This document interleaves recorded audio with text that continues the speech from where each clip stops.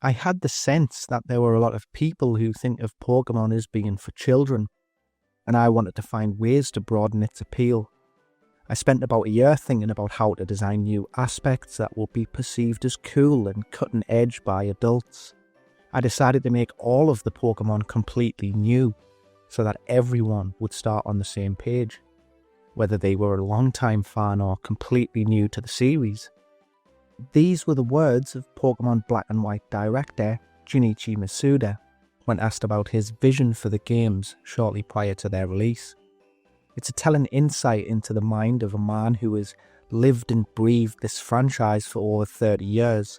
But back in 2008, he found himself at odds with how to propel the series forward in a way that felt fresh and compelling after the success of the Generation 4 games. Black and White for me are interesting games to reflect back upon. They offer a unique experience in many ways, with many deviations from the tried and tested formula of old. They introduced 156 new Pokemon, the most in any Pokemon game to date. The story is more mature and not shockingly terrible like it is in most Pokemon games. And just the sheer volume of content provided within the main story and the post-game is truly remarkable. You know, it just takes me back to a time when we actually got value for our money with our video games. And Nintendo, I am looking at you. Please don't sue me. In this video, I aim to provide a comprehensive and insightful retrospective review of Pokémon Black and White.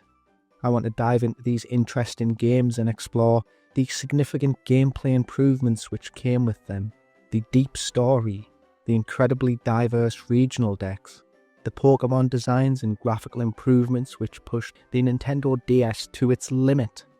Now, with all of that said, I hope that you will join me today in exploring everything that the first stop in the Unnova region has to offer. So sit back and enjoy. Pokémon Black and White begins in the same way as almost every Pokémon game, in your bedroom. Though this time you aren't alone, you are accompanied by your two main in-game friends/rivals, and of course the three starter Pokémon. Within literally a couple of minutes of beginning a new game, you are presented with your starter Pokémon of choice. There are no endless walls of pointless text from your mom or the Pokémon professor, it's straight to the point. In Generation 5, the starter options are Snivy, the grass type, Oshawott, the water type, and Tepig, the fire type.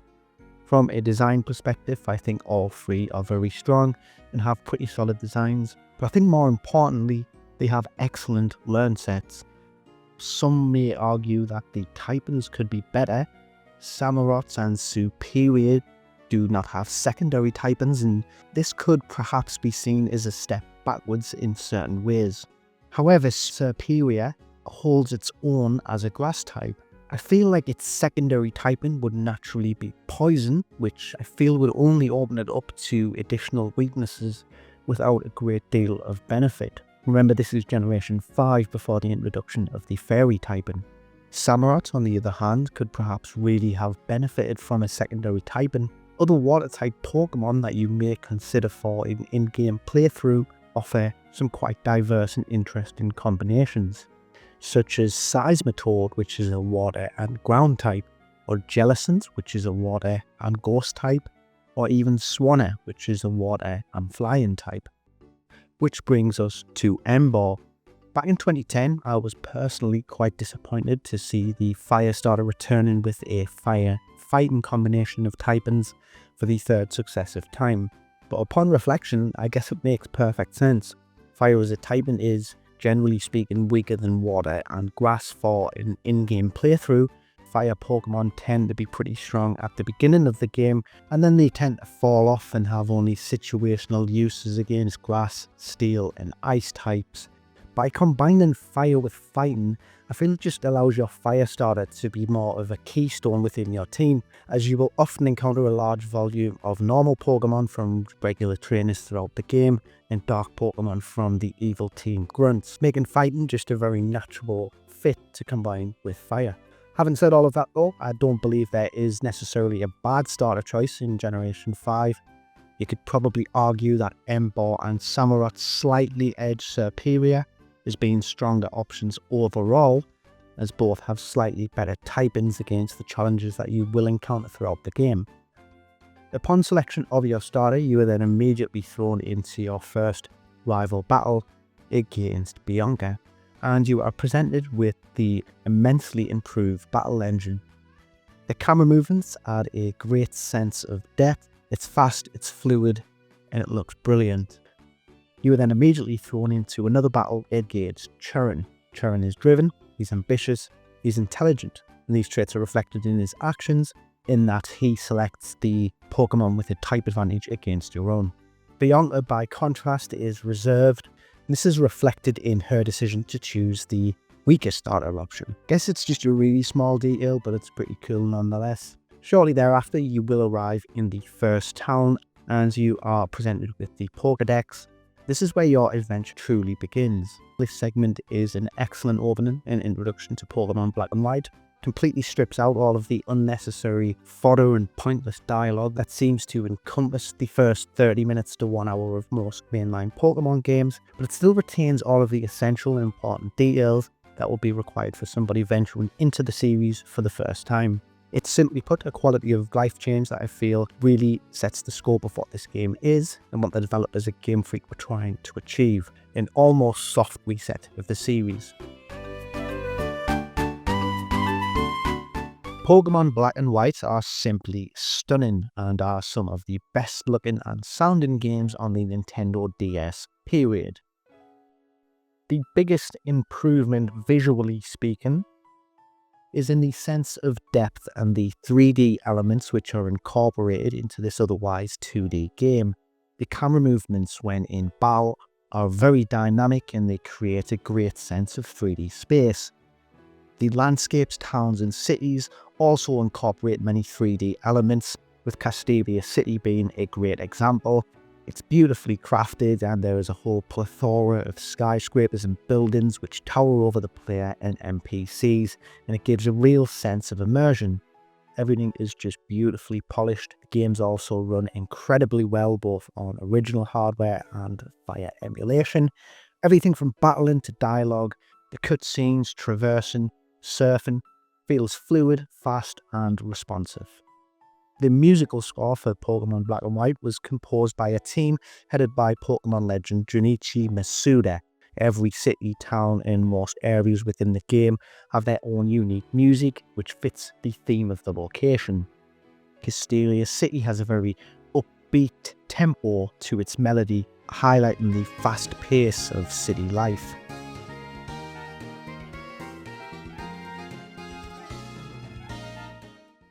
Dragon Spiral Tower has a very spooky and mysterious music.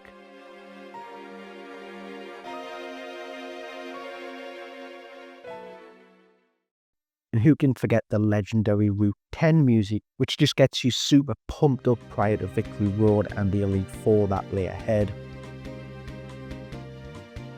It's all fabulously composed, and I'm by no means an expert in breaking down musical compositions, but this is some of the best in-game music that we've ever seen in any Pokemon game. I'd probably have to say that my favourite track is actually just the bicycle music. Just really love this little drum sequence in the intro. Just really slaps, man.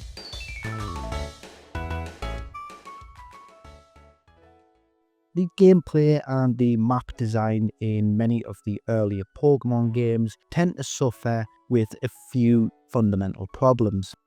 There always seems to be too much backtracking to advance to new areas, not enough optional content, and far too many HM moves required in order to advance the main story. HM moves in Black and White are cut down to the bone. I believe the only time that a HM move is required to progress the main story is one single time where you have to cut down a tree very early on in the game within the Dreamyard sequence.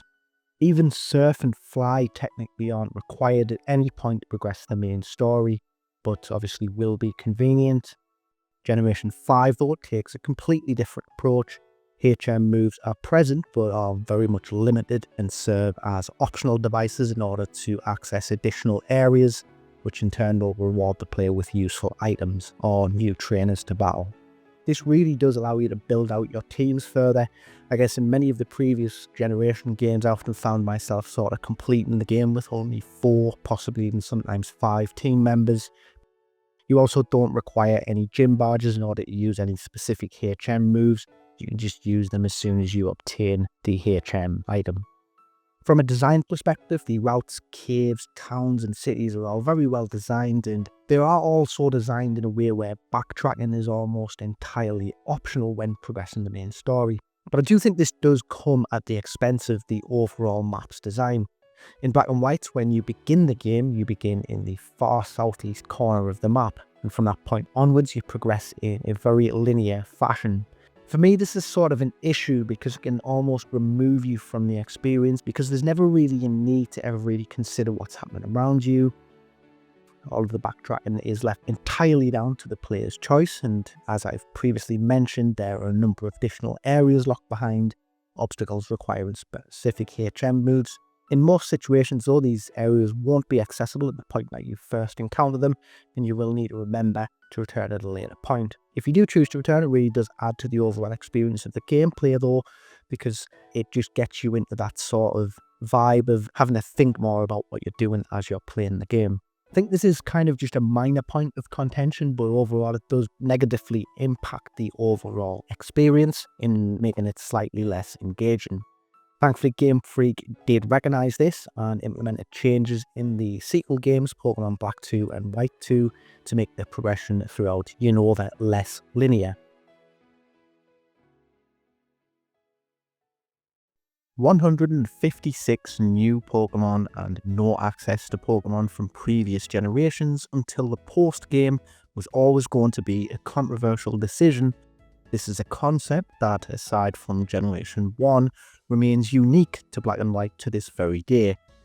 I feel like to understand why a Pokemon game having an entirely unique Pokedex of region-specific Pokemon until the post-game is such a brilliant concept, you have to understand what made Pokemon great in the first place. Back in the late 90s, when Pokemon Red, Blue and Yellow took the West by storm and the phenomenon known as Pokemania was running rampant, I was an 8-year-old and I can tell you firsthand that playing Pokemon Blue and Yellow for the first time is an experience that I will take with me to the grave. The idea of interacting with these unique creatures with whom I could capture and take with me on my adventure and battle with, and as I do, they grow stronger and learn new moves and sometimes even evolve into these even stronger and cooler creatures. I was mesmerised by it all, and I firmly believe that Pokemon has always been at its strongest when the mystery of discovering and capturing new and interesting Pokemon is at the forefront. And then Generation 2 came out, but the novelty was ever so slightly less endearing, mainly due to the fact that it was more or less all of the same Pokemon once again. And then Gen 3 came out, and then Gen 4, but with the same damn Geodudes, Magikarp and Zubats among many others. Yet despite that, I guess I still love at least one game from each generation, and following the release of Pokemon Platinum in 2008 and Heart Gold and Soul Silver the following year, I was eagerly anticipating the release of the Generation 5 games. So with all of that in mind, I guess you'd expect that when Black and White dropped in 2010, that I would have been happy with the changes implemented in these games, right? Well, you'd actually be very incorrect, as I was completely perplexed and taken aback by the decision to not include Pokemon from previous generations until the post-game. At the time, I was extremely fond of the new Pokemon introduced in Generations 3 and Generations 4, and naturally I'd hoped to be able to utilise them in the new games. I guess thinking back, I had seen it as a missed opportunity to further establish and explore newfound fan favourites from the previous generations, such as Lucario, Togekiss, Garchomp, Flygon, to name a few. Though I guess it wasn't to be, as Game Freak looked to recapture the original experience from Generation 1, and I feel like they did a resounding job in that regard. But for whatever reason, I've only been able to come to that conclusion in retrospect. I'd always felt on a surface level that the locked regional decks in Unnova had been a detriment to these games, but Upon my playthrough of Pokémon White in preparation for this video, I've come to realise that there's always a plethora of new and interesting Pokémon to capture in every single new route and area of the game. I had an entire team of 6 by the 4th gym with no HM spares as they're completely unrequired, but I still ended up switching some of these Pokémon out before they leaped forward just simply because there were so many different cool and strong Pokémon that I wanted to use, which is great game design in my opinion. From a design perspective, the Pokémon of Unnova look superb. Excadrill, for example, is a mole with a steel drill attached to its head. Caracosta is a large sea turtle covered in armour. Jellicent is a giant possessed floating jellyfish. Excavalier is a bug in knight's armour. These designs are just brilliant in my opinion. I mean, Crocodile is a fucking crocodile which looks like it's wearing sunglasses for crying out loud. It's just all so wacky but with a sprinkling of reality blended in. For me, it's just the absolute peak of Pokemon design philosophy and I just absolutely adore these designs. Well, at least most of them. The Swords of Justice, for example, just lack that cutting edge and bite. I feel like when compared to the legendary dogs from Generation 2, they just don't seem to look too great. As another example, take the Forces of Nature. Tornadus, Thundurus and Landorus. Their designs are almost identical except for the colour and some small details in their tails.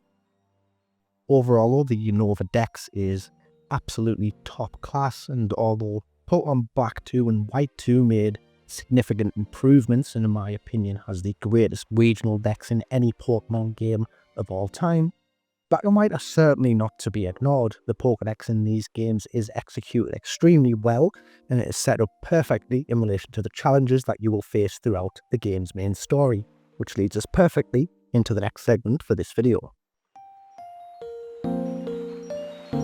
8 gym leaders and 4 Elite Four members have been the centerpiece of the Pokemon formula for almost every mainline game within the franchise, and Pokemon Black and White are no exception.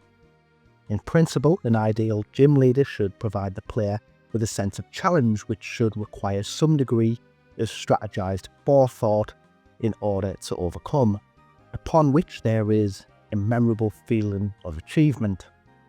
I wouldn't say that Black and White gyms necessarily exceed that principle or meet it with flying colours in all instances, but there is certainly an element of persistent challenge that felt lacking in many of the previous generations, with most of the gym leaders boasting diverse teams and solid movesets.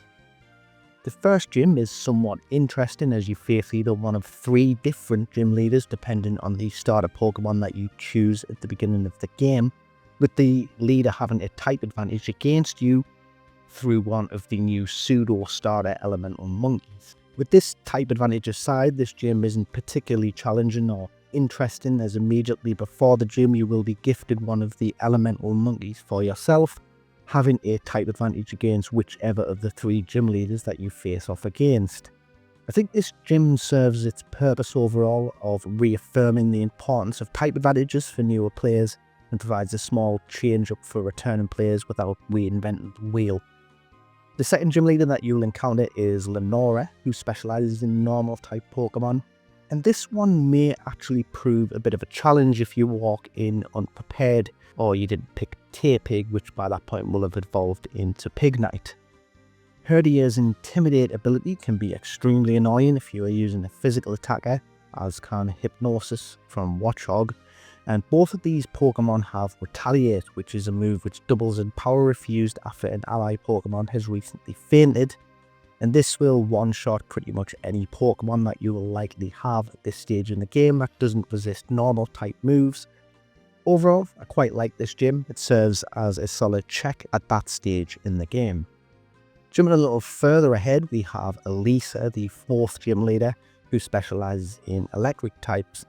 The roller coaster theme of the gym is visually stunning, and it mirrors the fast pace of the battle that you will have with Elisa. Elisa comes equipped with 2 Emolgas who are immune to ground attacks thanks to their flying secondary typing and also sporting an impressive 103 speed. alongside her ace Pokemon Zeb Striker, who is also incredibly fast with a base speed of 116. The fight with Elisa revolves around the move Volt Switch, which is a hard-hitting special electric attack that will immediately pivot out the Pokemon using it. And this fight can actually prove to be a bit of a challenge if you don't have a ground-type Pokemon to shut down Volt Switch, and ideally you would also know a rock-type move to deal with the Emolgas. I think the only thing that lets this gym down is the lack of diversity in Elisa's team. Galvantula, for example, is a Pokemon which fits the theme of this gym perfectly. Its base 108 speed and 97 special attack make it the perfect user of Volt Switch, and it just would have rounded this team off perfectly as a fourth member, or even as a replacement for one of the Emolgas. Clay, the fifth gym leader that you will encounter, is the first leader which actually gave me some trouble during my own playthrough in preparation for this video. This team consists of Krokorok, Palpitoad and Excadrill, who are all ground types with interesting secondary typings. Krokorok and Palpitoad have good movesets and great abilities, but they probably won't pose too much of a challenge. His ace Excadrill, on the other hand, is a different matter entirely. This ground steel type Pokemon boasts an impressive 135 base attack and 110 HP, meaning it hits like a truck and it's very hard to kill. Its moveset is also very strong. Rock Slide can deal with fire types and inflict flinches. Clay's signature move Bulldoze hits hard and can lower your speed. And if allowed to set up with Horn Claws, which will increase Excadrill's attack stat, it will sweep through your team like a hot knife through butter, which is exactly what happened to me on my first attempt in this fight. The final gym leaders that I want to talk about is the Dragon type leaders. Drayden if you are playing Black version, or Iris if you are playing White. And regardless of whichever version you are playing, this fight is more or less the same, as both Drayden and Iris share identical Dragon type teams of Fracture, Druddigon and Haxorus, with the only difference being the genders of the Pokemon and the ability found on Druddigon. Iris's Druddigon has the ability Sheer Force, whereas Drayden's will have Rough Skin. Otherwise, the teams are identical. And this is probably the best and arguably most challenging gym fight in the entire game, which makes perfect sense given that it is the 8th and final gym that you will encounter.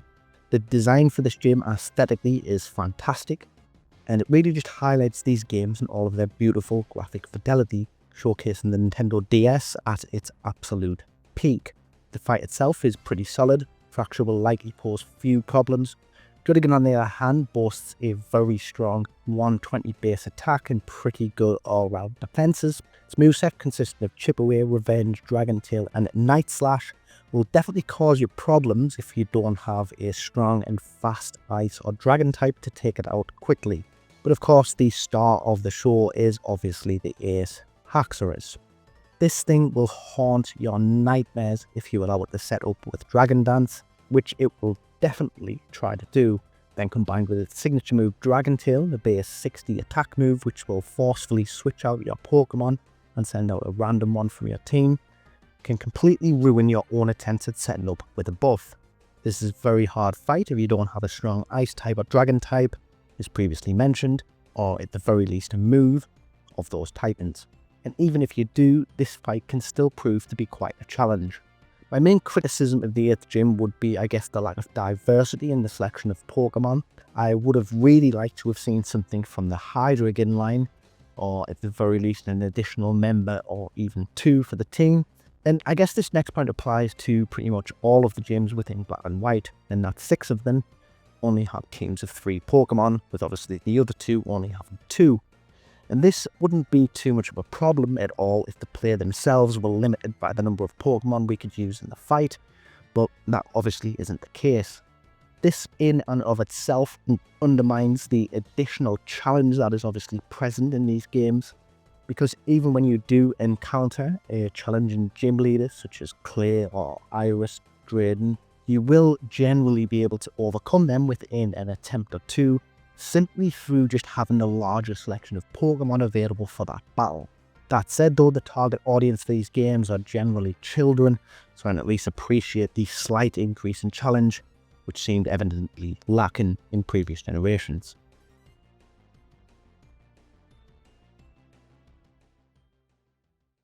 And that brings us to the Elite Four. And Pokemon Black and White's Elite Four is pretty good.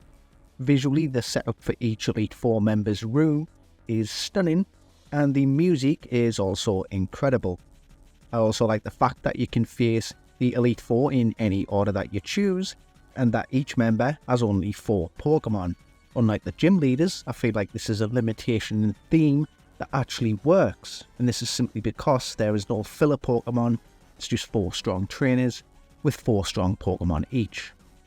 Chantal is a Ghost-type specialist, and her team consists of Corphoregus, Jellicent, Golurk, and Chandelure. Corphoregus is up first, and I absolutely love this Pokemon's design. Quite obviously based on a sarcophagus, and it just has a quirkiness about it which I find very appealing. It isn't particularly strong offensively though, but it does have good defenses, and it could catch you off guard with Will-O-Wisp and leave your Pokemon inflicted with a burn. What I really like about the remaining 3 members of Chantal's team is that they all have interesting typing combinations, and their secondary typings complement each other very well. Jellicent is a Water Ghost type, and it knows Energy Ball for coverage. Golurk is a Ground Ghost type, with Brick Break to cover its weakness to Dark. Chandelure is a Fire Ghost type, and it is Chantal's ace. And this is another Pokemon where I want to highlight its design, because it's quite simply fantastic. I'd probably say it's one of my top 10 favourite designs of all time, and just quite simply one of my favourite Pokemon of all time. It's quite a shame that this Pokemon doesn't seem to get the love it deserves in the current generation games, because it's just such a great Pokemon. I quite like this fight overall. There's a bit on the easier side. You probably won't have many problems here, especially if you have a strong Dark type such as Scrafty or Krookodile, and thankfully I had both. Grimsley specialises in Dark type Pokemon, and his team of Scrafty, Liepard, Krookodile and Bisharp also have a great variety of coverage moves on display. His lead Scrafty can end your run there and then. Its ability Moxie boosts its attack every time it knocks out another Pokemon, and through this it can sweep through your entire team with ease. Liepard actually caught me off guard, as I completely forgot that it knows Aerial Ace, and it was able to take out my Scrafty, which had been the Pokemon I was banging on to sweep Grimsley's team. Krookodile has the ability Intimidate, which is always annoying to deal with, and it also comes with a very strong moveset, including Dragon Claw, which is a very powerful Dragon-type move. Bisharp is the ace, and to be honest, it's probably the weakest of Grimsley's team. Its secondary Steel typing opens it up to a 4 times weakness to fighting moves, and its lack of a strong Steel stab move is a bit of a letdown. Overall, I would say the Grimsley fight is slightly more difficult than the Chantal fight, simply because Krookodile and Scrafty are extremely strong. Next up is Caitlin, who specialises in Psychic types, in her team of Renickles, Moshane, Sigilith and Gothitelle don't offer diverse Titan combinations like her 2 contemporaries, but they more than make up for that in their movesets. First up is Renickles, and its coverage moves of Energy Ball, Focus Blast and Thunder can really cause you some problems if you aren't prepared. Moshane follows, and this is Caitlin's weakest Pokemon offensively speaking, but this thing is really bulky, and with Reflect it can completely shut down your physical attackers. Sigilith, on the other hand, is great offensively, but it is a bit of a glass cannon. Gothitelle is Caitlin's ace, and it's a great Pokemon and comes with a strong but predictable moveset. I think Caitlin is probably the weakest overall of the Elite Four, purely because a good Dark type can completely sweep her entire team with ease. Marshall focuses on training fighting types. His team, consisting of Thraw, Sork, Conkeldurr and Mineshaw, have no secondary typings and probably have the least diverse movesets on display across the entire Elite Four. But don't let that fool you, because Marshall can be a very tough fight. He leads with Thraw, and this thing is bulky and it hits very hard. Sork comes next, and it also hits like a truck, and these two honestly almost wipe my entire team. Conkeldurr follows, and if you fail to one-shot it, and it hits you with a Retaliate, it will almost surely one-shot your Pokemon. Mineshout is the ace, and I feel like it doesn't really pose as much of a threat as the other three members of the team. U-turn is almost entirely wasted on it because it usually comes out last, and thus unable to pivot. So I do want to give a special mention to Mineshout's design, as it's superb and it's one of my favourite Pokemon ever, so it's great to see here. Overall, I really like this Elite Four.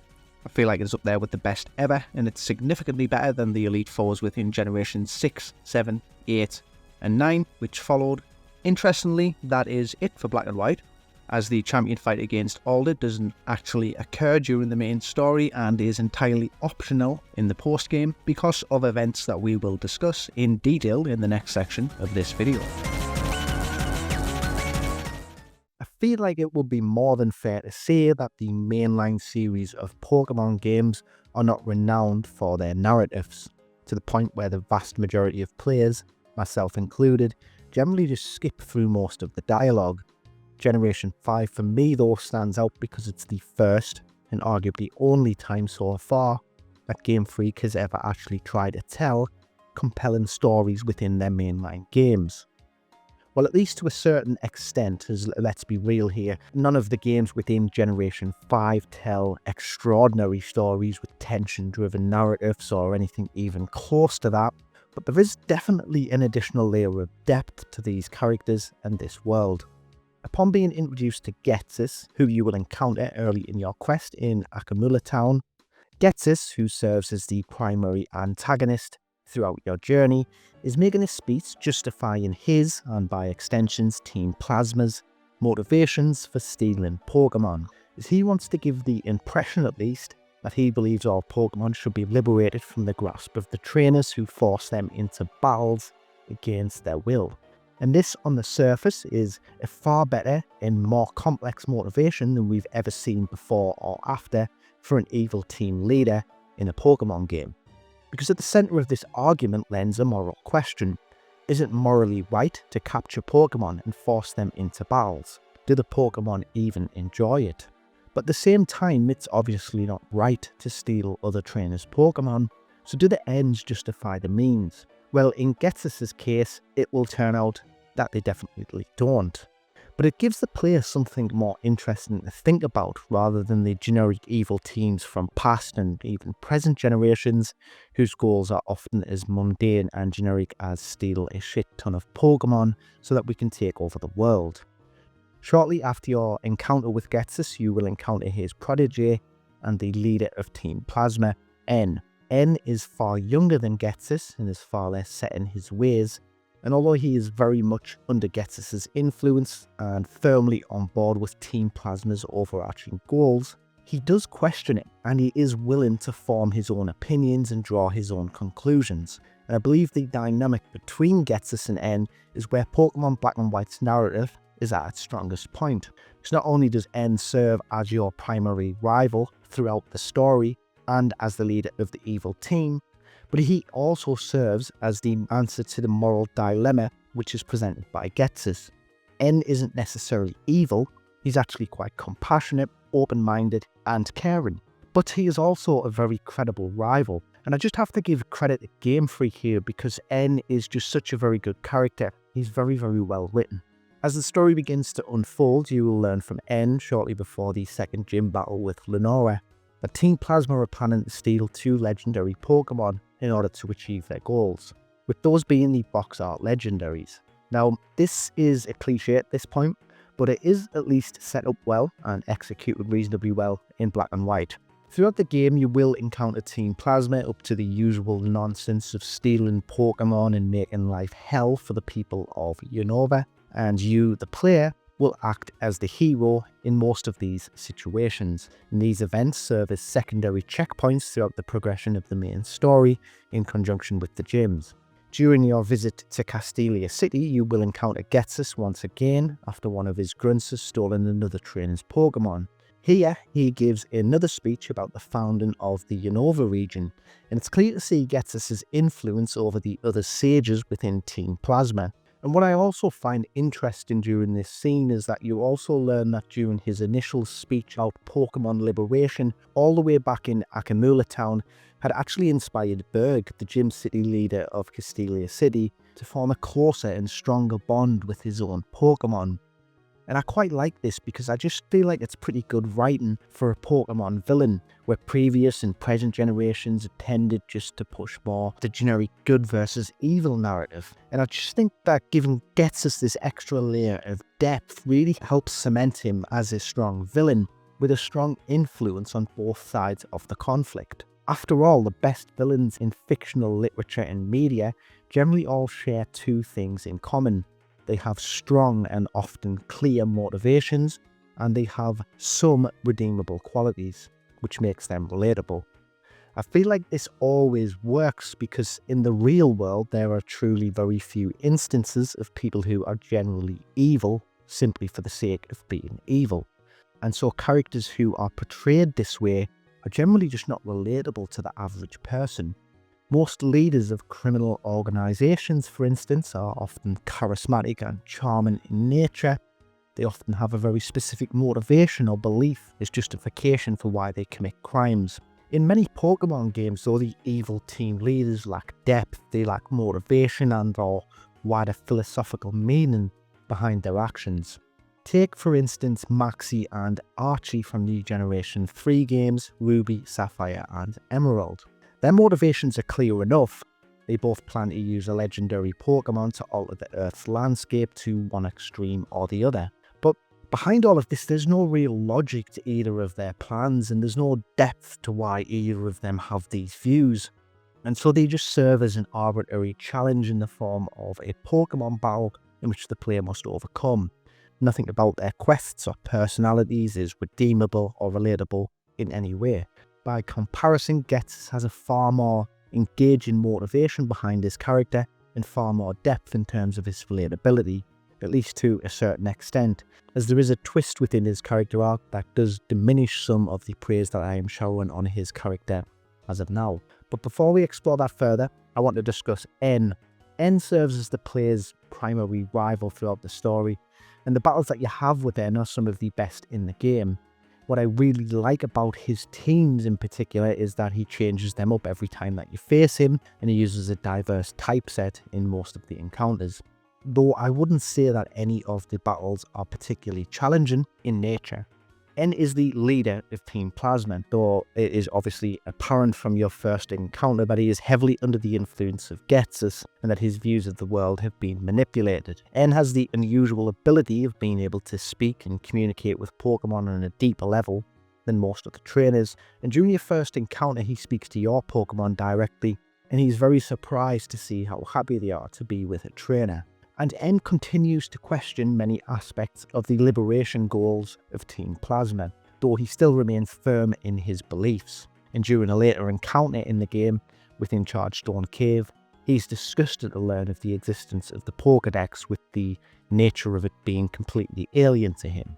After the player overcomes the Icarus City Gym, you will encounter N at the top of Dragon Spiral Tower, where you learn that N has befriended Zekrom or Reshiram, depending on whether you are playing Black or White, and he challenges the player to capture the opposite legendary for a final face-off.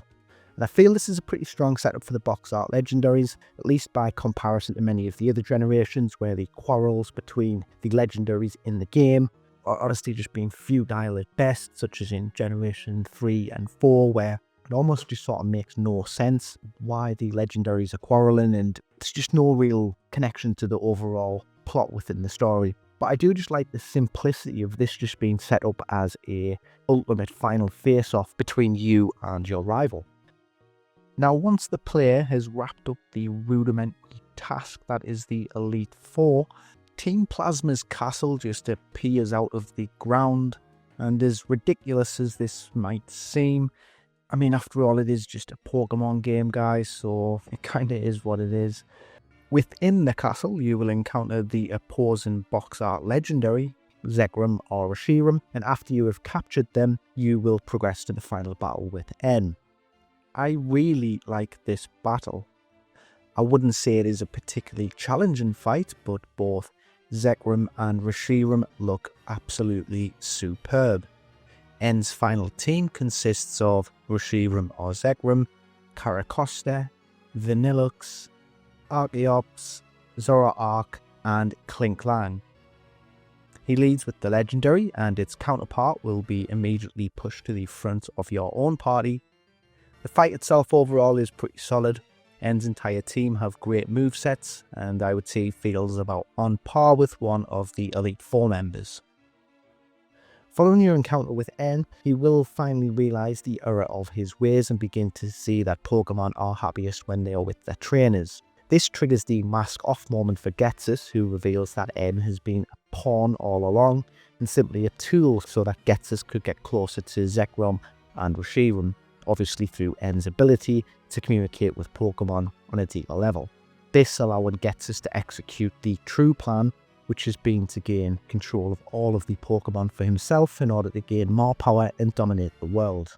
And to be perfectly honest, I'm quite conflicted in how I feel about this. On one hand, this revelation allows N to complete his own arc and unite with the player against Getsus, but this occurs at the expense of Getsus' character, and he loses the intrigue that surrounds him for most of the game. The battle with Getsus is superb, and I found it the most challenging in the entire game. It actually took me 3 attempts and a little bit of grinding to level up my team to get through this fight. The music is intense and it's very dark. Getsus' team consists of Corphagrigus, Bouffalant, Seismitoad, Bisharp, Electros and Hydreigon. Corphagrigus leads and generally tries to get a toxic stall going, but otherwise shouldn't pose too many problems. Bouffalant, on the other hand, hits like a storm and has an excellent moveset of Head Charge, Wild Charge, Earthquake and Poison Jab. Seismitoad has Rain Dance to double its speed through its ability Swift Swim, and with Stab, Muddy Water and Earthquake, it can cause mayhem. Bisharp, to me, feels like the weakest of his team, just feels too slow to be much of a threat. And to be perfectly honest, every time I've encountered it in my playthrough, I have one-shotted immediately, so I don't really have a lot to say. Electros is an electric type with Levitate, which nullifies its weakness to ground type attacks. Finally, though he always seems to send it out second or third, is Hydreigon, and this thing is a monster. Switching around to try and deal with this thing is what ended my first 2 attempts prematurely. Its moveset of Dragon Pulse, Surf, Fire Blast and Focus Blast, and honestly, it's just a real nightmare to deal with. I feel like this is a fantastic fight and a superb way to conclude the game's main story. Overall, I have to say that the story is very well executed, and I'd say it's arguably the strongest narrative that we have ever seen or are ever likely to see again in a Pokemon game, and it gets us really help drive the story forward in a way that at least gives the player some value from investing their time into reading the dialogue, which may seem like an absurd point to make as a positive, but let's be honest, who plays Pokemon for its story and doesn't skip most of the dialogue? At least Black and White doesn't treat its entire fan base like it is 6 years old. At this point in the video, I had intended to have a section covering the extensive and quite honestly superb post-game which can be found within Pokémon Black and White, which will see you tracking down a bunch of interesting legendary Pokémon and gaining access to many Pokémon from previous generations, as well as tracking down and battling the 7 sages of Team Plasma, battling the Unnova champion Alder, and visiting a bunch of great and some version exclusive locations. However, I want to get this video out within a reasonable time frame to split this video into 2 parts and dedicate an entire video to the post-game section. I feel this makes perfect sense primarily because in preparation for this video, I've played through Pokémon White twice, once on my original copy on the 2DS XL to get notes and once via an emulator to capture footage. I figured this will be sufficient in order to write this video as the main story doesn't differ too much from Black version. And besides, I have played Black multiple times in the past, though the post games do actually differ in that the Pokemon which are available and in the final area within the post game story. In White, you will visit White Forest, whereas in Black, you will visit Black City. I want to do a deep comparison between the 2 version exclusive locations and the Pokemon which are available.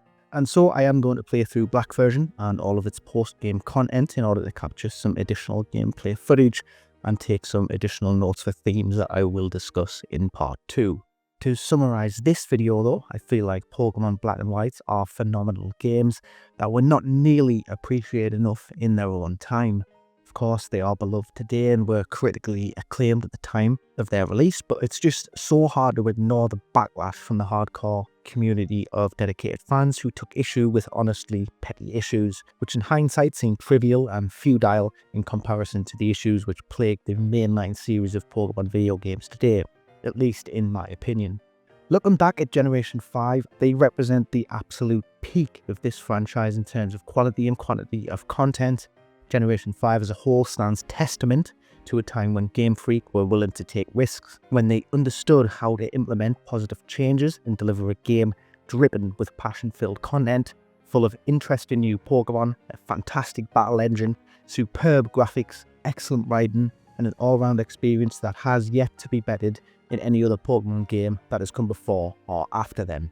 With that said though, these games do still fall victim to the rigid structure found in most other Pokemon games, that being of course the 8 gyms and the Elite Four is the backbone of the game. This concept remained dated then and it continues to be dated now. There's only so much creativity the developers can build around this core principle in terms of game design and story. For whatever reason, Game Freak has continued to keep this structure mostly intact for future generations, and I feel that has only been to the detriment of the mainline series as a whole. Generation 7 has been the only generation that has deviated from the 8 gym formula, but the trials in and of themselves are basically just glorified gyms, and the foundational structure of mainline Pokemon remained mostly intact, save for the endless streams of cutscenes and even worse than usual dialogue that everybody universally despised. Pokemon Black and White will be followed up with a pair of direct sequel games, Black 2 and White 2. This would mark the first and only time that Game Freak has opted to produce direct sequels, for Lord only knows what reason, because they are fantastic games and were executed superbly well. I of course will be looking at Black 2 and White 2 in a lot more depth in a future video, so be sure to subscribe to the channel to be notified of that. And well, that concludes this video. If you've made it this far, I just want to say a special thank you, and be sure to let me know in the comments section down below your own opinions of Pokemon Black and White. Thank you for tuning in, and be sure to subscribe to be notified for when part 2 is released, and I will catch you all in the next video.